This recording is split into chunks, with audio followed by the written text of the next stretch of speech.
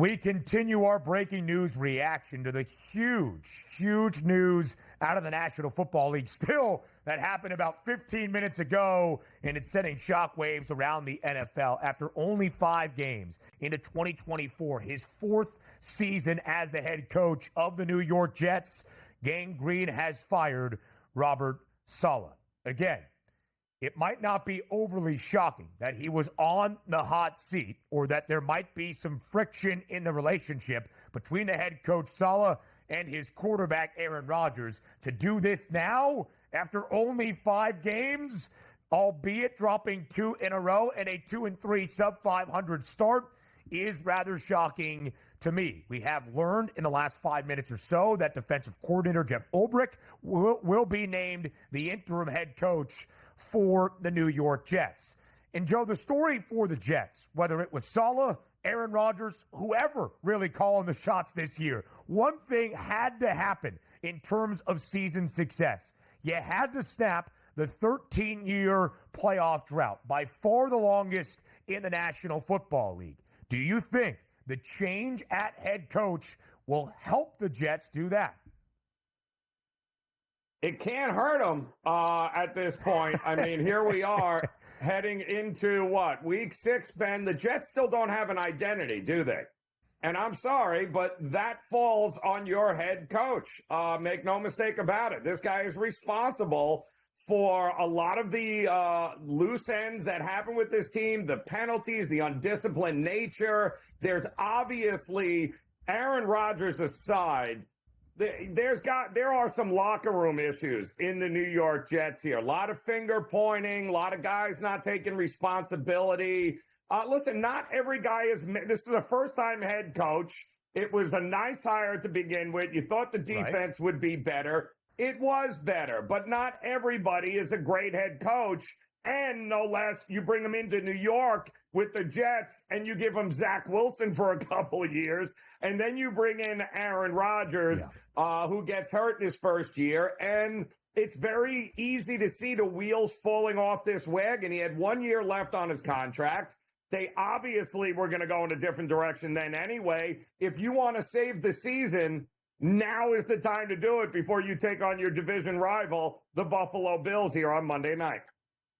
Absolutely so, Joe. Absolutely so. It makes Monday night's matchup in MetLife even that much more crucial. Not only is it a divisional game, you are hosting the divisional favorites. And I think perhaps that's the reason for the timing of this decision by the Jets franchise. The impetus because of the importance of Monday night against Buffalo. You heard Craig Mish mention it. The New York Jets are a 2.5-point underdog. The interim head coaching bump. Reports around the Jets organization, everybody, coaching staff, players, roster, management, front office, they love Jeff Ulbrich, the defensive coordinator. And the defense has been very, very good.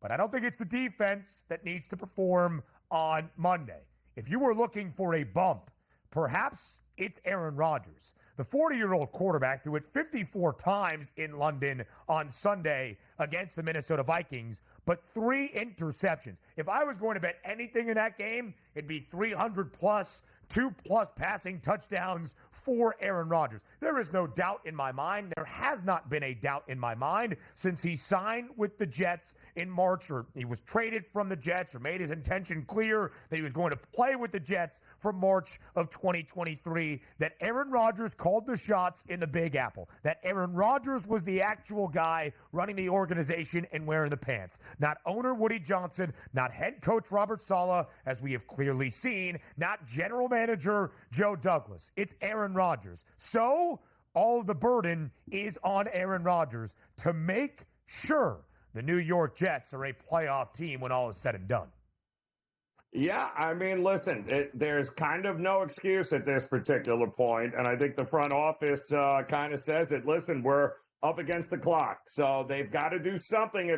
And with Miami's situation, New England, obviously Buffalo's got some issues there as well. I mean, if you're going to make a move like this, you're throwing all your chips into the center of the table there and going, now's the time. Now is the time. Absolutely so. Now is the time. There's no doubt about that. The time is now for New York. Minus 140. The price on the Jets to miss the playoffs. They are now favored for the first time this year to be on the outside of the playoff conversation in the AFC looking in. Oh boy, more reaction later. Again, the fallout continues after the New York Jets make their decision to fire Robert Saleh after only 5 weeks in to the 2024 NFL season. It was his 4th year at the helm of this Jets organization. He will end out his 3+ year tenure, 56 games as the head man with just a 20-36 record. Okay, maybe you excuse the Zach Wilson era or last year after Aaron Rodgers tore his Achilles after only 4 offensive snaps. But what was so damning, Joe, was the 2-3 start through 5 weeks this year with all the expectation and a healthy Aaron Rodgers this year for Gang Green. A team expected to win double-digit games, a team expected to make the postseason and snap a 13-year playoff drought. After 5 weeks, the odds have shifted. The Jets now favored to miss the playoffs at minus 140. Jeff Ulbrich, the defensive coordinator, now named the interim head coach. But all the pressure continues to mount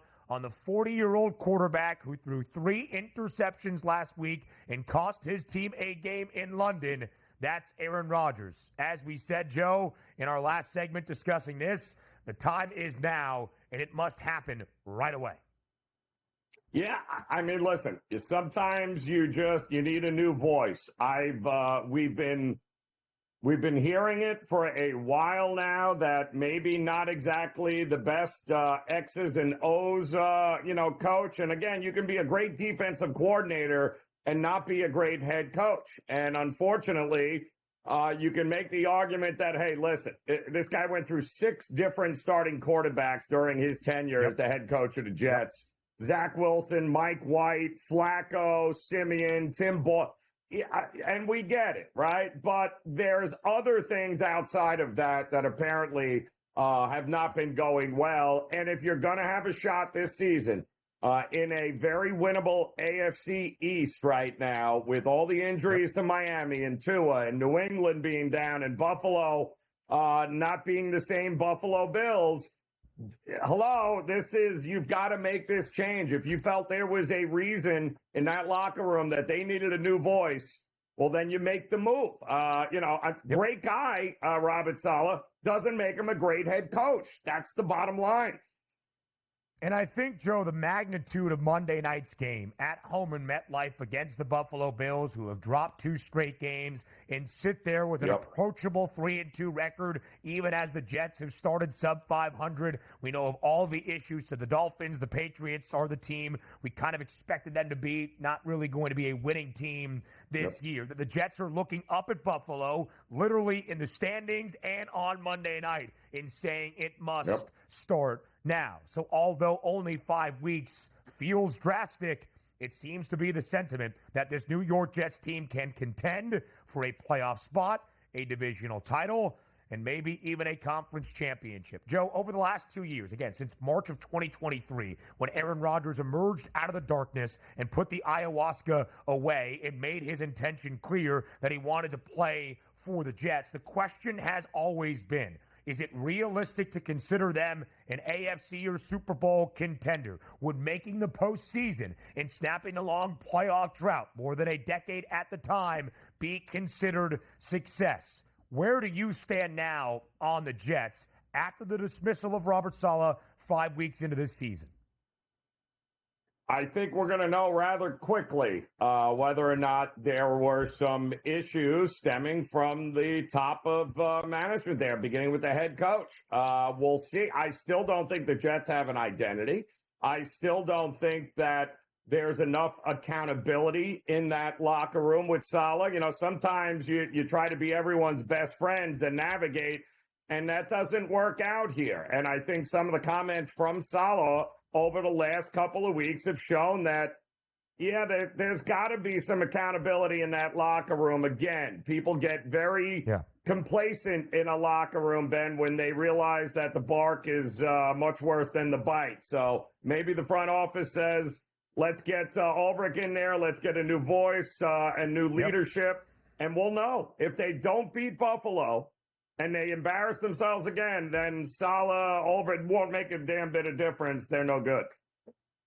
2.5-point underdogs are the New York Jets on Monday against Buffalo. My question was going to be, with the weight of expectation this year, how many times will the Jets continue to be a dog? A dog across the pond in London. They did not cover against the Vikings. A dog week number 1 in Santa Clara. They got blown out by the 49ers. And Aaron Rodgers, at the age of 40 years old after a torn Achilles, needs to start looking like the 4-time NFL MVP and not the guy who was 40 years old off a devastating injury that had the worst statistical year of his entire NFL career in his last fully healthy year in 2022. Just want to provide some context. Joe, you mentioned the quarterbacks that Robert Saleh has had to be the head coach for. I think you could excuse a 20-36 record. But again, you're not given the benefit of the doubt just because of that. I do want to provide, though, how great the defense has been even this year. One of 7 teams around the NFL holding opponents to 17 points per game or less. They held the Broncos to 10, Bo Nix to 60 yards. Still couldn't put up enough against Denver's defense to win that game.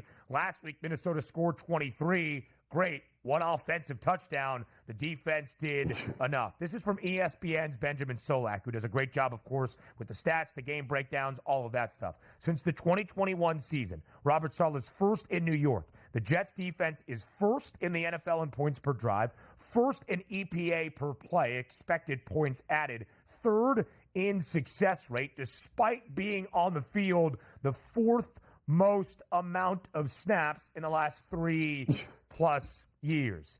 He's a great defensive coach. We'll see where he lands next. And again, Joe, as we have said, the impetus and the pressure is on Aaron Rodgers and the offense to win on Monday against Buffalo. No Monday night regular season game in week 6. It's carried more weight, perhaps, than this one against Buffalo. Woo!